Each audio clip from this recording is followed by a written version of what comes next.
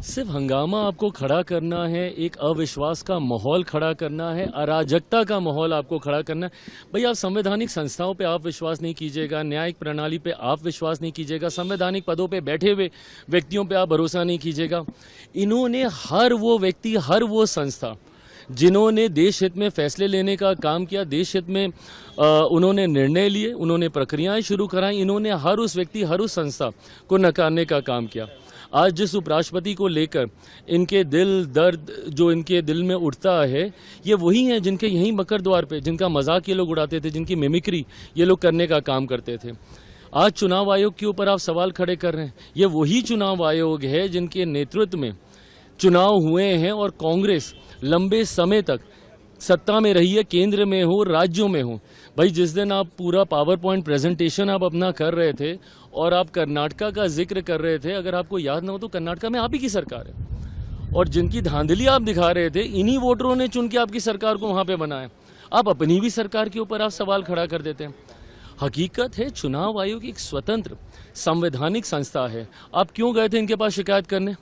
आप ही गए थे ना लोकसभा के बाद। महाराष्ट्र तो अभी तक आप लोग हम लोग को सुनाते हैं कि भैया वोटर लिस्ट में धांधली की वजह से हम लोग चुनाव जीते हैं, जबकि उसी समय झारखंड में चुनाव होता है, वो आप लोग जीत जाते हैं तो उसके ऊपर सवाल नहीं उठता है। और अगर इतनी ही शिकायत है, बिहार में यात्रा पे निकले हैं ये दोनों लोग, अगर ये दो लोग, अगर इतनी ही चिंता है और अगर इतनी ही धांधली हुई है और अगर आपके पास इतने ही पावर पॉइंट प्रेजेंटेशन जो आप कर रहे हैं, तो एक बार एक ऑफिशियल एक अपील तो डालिए, वहां पे आपत्ति तो दर्ज कराइए।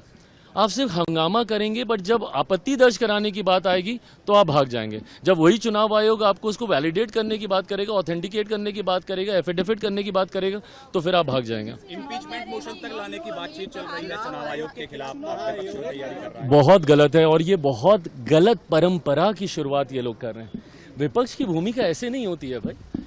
अगर कल को अगर आपके हिसाब से नहीं होगा तो आप इस तरीके से आप संवैधानिक पदों पर बैठे हुए लोगों को, संस्थाओं को आप कटघरे में लेके जाने का आप काम करेंगे।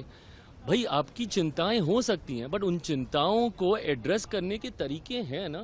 अगर आपको लग रहा है कि भाई आपके वोटर्स के नाम उसमें कट गए, अगर एक बार के लिए मैंने मान भी लिया कि भैया कोई त्रुटि हो रही है, तो आप उसके लिए आपत्ति दर्ज करा सकते हैं। तीन जगहों पे तीन मौके ऐसे हैं जहां पे आप अपील दर्ज करा सकते हैं।